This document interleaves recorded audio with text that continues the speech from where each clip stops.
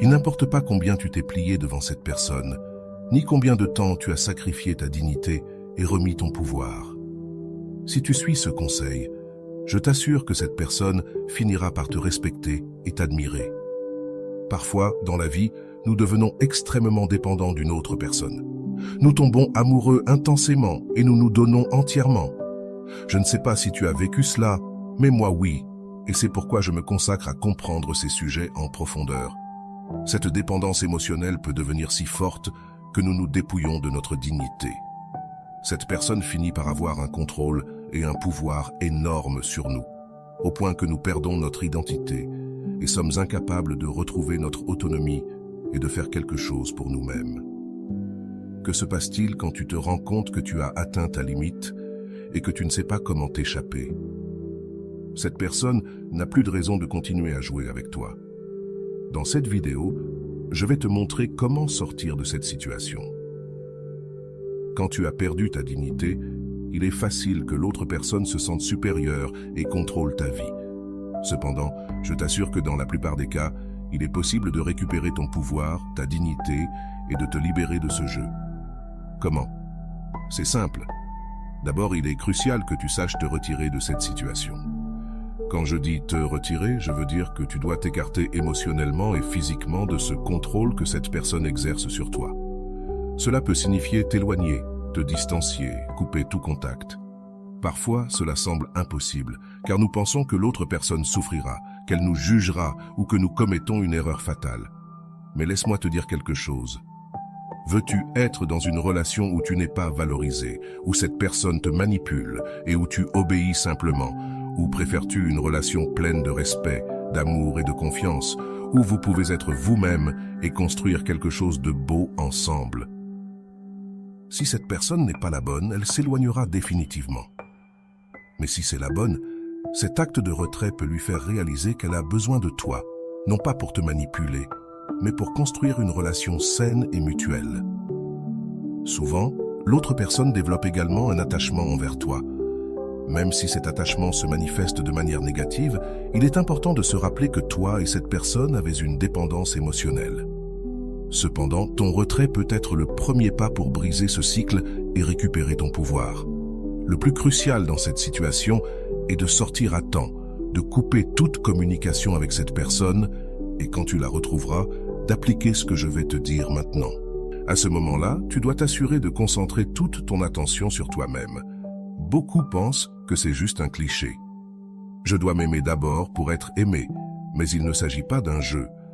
Se concentrer sur soi-même est fondamental, surtout quand quelqu'un ne respecte pas ta dignité et franchit les limites en essayant d'exercer un contrôle sur toi. Il est vital de se centrer sur nous-mêmes d'abord pour retrouver la force nécessaire pour affronter les relations, notamment les relations toxiques. En te retirant, n'attends rien de cette personne. N'attends pas qu'elle t'appelle ou te recherche. Oublie-les. Sors de cette relation sans attente qu'ils reviendront, te chercheront ou t'appelleront. Imagine sortir de là sans aucun attachement, en concentrant toute ton énergie sur toi-même. Commence à faire des choses que tu as vraiment besoin de faire pour toi. Consacre du temps à tes hobbies et utilise ton temps libre pour réaliser des activités qui te nourrissent et te font sentir mieux, au lieu de te concentrer sur cette personne et sur les problèmes qu'elle a causés. Mets ton attention sur ce qui te rend heureux et te renforce. Arrête d'attendre que cette personne revienne et, à la place, investis dans ton propre bien-être. Ainsi, non seulement tu te remettras, mais tu deviendras aussi une personne plus forte et autonome. Parfois, que faisons-nous? Nous nous éloignons, nous lui retirons le pouvoir. Elle ne nous appelle plus ni ne nous cherche. Mais que se passe-t-il? Nous ne concentrons pas notre énergie sur nous-mêmes et continuons inconsciemment à attendre qu'elle revienne, qu'elle appelle, qu'elle apparaisse. Nous commençons à espionner ses réseaux sociaux, cherchons des moyens anonymes de communiquer, créons des faux profils, appelons depuis des numéros privés. Toutes ces stratégies absurdes ne nous causent que de la souffrance et font que cette personne nous soupçonne de nous, alimentant ainsi son ego. Ce que nous allons faire maintenant est l'opposé. Nous allons nous oublier de cette personne. Quand elle apparaîtra dans ton esprit, tu dirigeras immédiatement ton énergie vers autre chose, quelque chose qui bénéficiera à ta croissance et à ton bien-être personnel. S'éloigner est puissant et attractif. Cela peut même faire en sorte que tu attires à nouveau cette personne. Mais le plus important dans le fait de te retirer, c'est que cela te donne le pouvoir de construire dans ta solitude l'être que tu es vraiment. Nous avons beaucoup parlé de cela dans des vidéos précédentes, et ici je te laisserai quelques suggestions. Mais souviens-toi, le plus crucial en te retirant est que cela te permet de redécouvrir ton propre pouvoir et de construire ton identité sans l'influence de cette personne. Concentre ton énergie sur des activités qui te nourrissent et te font grandir, et tu verras comment ton bien-être et ton estime de toi se renforcent. N'oublie pas que tu viens d'une situation de dépendance émotionnelle. Ta vie a été déséquilibrée parce que tu as canalisé toute ton énergie vers une autre personne au lieu de l'investir en toi-même. La solitude, le fait de te retirer et de trouver ton propre espace, est essentiel pour récupérer ton équilibre. En sortant de cette relation, tu commenceras à noter des changements dans ton environnement, car tu ne seras plus constamment exposé à l'influence de cette personne. Une influence qui, bien que souvent toxique et douloureuse, génère de la dépendance. Curieusement, une fois que tu t'éloignes, quelque chose en cette personne fera qu'elle te manquera. C'est un phénomène mystérieux. Parfois, nous recevons des choses des autres que nous n'aimons même pas, mais nous devenons accros. Une personne qui ne t'intéresse peut-être même pas s'éloigne, et soudainement, tu commences à manquer sa recherche constante et son attention. Même si tu ne veux rien avoir à faire avec cette personne, son absence te fait te demander pourquoi elle ne te cherche plus, ce qui se passe. Ce phénomène est automatique et fonctionne toujours. Dans ce cas, nous allons provoquer cette réaction chez l'autre personne, mais sans rien attendre. Résultat, il ne s'agit pas de manipuler, mais de te concentrer sur toi-même et de permettre au temps de faire son travail. Concentre ton énergie sur ton développement personnel, sur tes intérêts et passions, et tu verras comment non seulement tu retrouves ton équilibre, mais tu construis aussi une vie plus pleine et authentique. Je te dis toujours que nous devons nous détacher du résultat, tant dans la loi de l'attraction que dans toute pratique métaphysique. Nous parlons fréquemment de l'énergie et de la manière dont nous devons désirer ce que nous voulons, avoir une vision claire et le poursuivre avec des actions concrètes, mais nous ne devons pas nous accrocher au résultat. Cela se réalise en maintenant un processus libre d'attachement, en nous concentrant sur nous-mêmes et non sur la cible elle-même. Supposons que ton objectif soit de capter l'attention de cette personne, de la faire réfléchir, de réagir, de s'éprouver ou de te respecter. Si tu t'obsèdes avec cet objectif et que tu le transformes en ton unique boussole, tu obtiendras seulement l'effet inverse. Par conséquent, nous devons entreprendre les actions nécessaires, mais sans attachement au résultat. Peu importe ce qui peut se produire, il se peut que quelque chose arrive, mais nous ne devons pas nous accrocher à aucune attente. Notre priorité est de rester concentré sur nous-mêmes et de donner à cette personne ce qu'elle mérite en ce moment, notre absence. Au début, cette personne peut se sentir soulagée et penser « Enfin, elle n'est plus derrière moi ». Cependant, avec le temps, il est probable qu'elle commence à te manquer et souhaite faire le premier pas pour te contacter. Ce premier contact est crucial et nous devons le gérer avec autocontrôle. Nous ne pouvons pas empêcher cette personne d'essayer de te contacter, mais nous pouvons contrôler notre réponse. Rappelle-toi que cette personne a pris ton pouvoir et n'a pas respecté ta dignité. Maintiens ton contrôle et concentre-toi sur ton propre bien-être. Ainsi, non seulement tu te remettras, mais tu démontreras aussi ta force et ta valeur en construisant une vie pleine de respect et d'authenticité.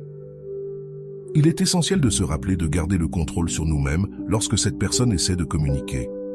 Généralement, ce sera quelque chose d'insignifiant, comme un « j'aime » sur tes réseaux sociaux ou un simple « bonjour ». Ils ne feront généralement pas d'efforts significatifs pour converser ou t'inviter à sortir. Ils cherchent juste le minimum. Dans ces cas, tu dois éviter de répondre et rester ferme dans ta décision. Ignore cette première tentative et continue à te concentrer sur toi-même. Pourquoi te dis-je cela? D'abord parce que nous ne connaissons pas les intentions définitives de cette personne. Son ego peut être blessé par ton absence et il voudra savoir pourquoi tu n'es plus attentif à ses mouvements. Il ne peut pas comprendre que tu n'es plus là pour répondre à son appel ou à son message. Ce désarroi dans son ego crée un besoin urgent de savoir ce qui a changé. Nous ne savons pas s'il te cherche parce qu'il veut vraiment que tu reviennes ou simplement parce que son ego a besoin de se réaffirmer. Cette personne peut être plus intéressée à te garder comme un soutien constant, quelqu'un qui est toujours là, qu'à construire une relation authentique avec toi. C'est pourquoi nous devons garder notre distance et ne pas tomber dans le piège de répondre immédiatement.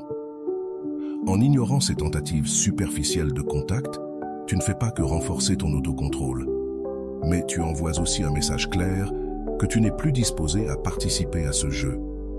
Tu te concentres sur ta croissance et ton bien-être, construisant une vie où tu es valorisé et respecté. De cette manière, tu te libères du cycle de dépendance émotionnelle et avances vers des relations plus saines et équilibrées. Alors, ne néglige pas cette tentative de contact, une, deux ou même plusieurs fois, selon la manière dont la situation évolue. C'est le moment de montrer que les choses ont changé. Avant, cette personne pouvait faire ce qu'elle voulait avec toi, mais maintenant, ce n'est plus le cas. Avant, chaque message te faisait réagir. Mais maintenant, tu as le contrôle sur toi-même et tu ne vas pas répondre à ces jeux. C'est à ce stade que l'autre personne peut commencer à réfléchir. Cependant, je ne peux pas promettre que cela se produira dans tous les cas. Tu dois être complètement honnête avec toi-même et comprendre que cette personne ne répondra pas toujours de la manière que tu attends. Chaque individu a sa propre liberté et nous ne pouvons pas contrôler les décisions des autres. Il est important de ne pas s'attacher aux résultats. Il est possible que cette personne réfléchisse, change et te cherche sincèrement, reconnaissant qu'elle t'a blessé et voulant construire quelque chose de meilleur avec toi. Mais il est également possible qu'elle te cherche juste pour son ego, pour récupérer le contrôle et revenir à la même dynamique toxique. L'essentiel est de maintenir ton autocontrôle et de ne pas retomber dans le même cycle. Si cette personne ne veut que réaffirmer son pouvoir et recommencer à jouer avec toi, il est crucial que tu restes ferme dans ta décision de ne pas participer à ce jeu. Concentre-toi sur ta propre croissance et ton bien-être, et construise une vie où tu es valorisé et respecté par ceux qui t'entourent. De cette manière, tu te libères de la dépendance émotionnelle et progresses vers des relations plus saines et équilibrées.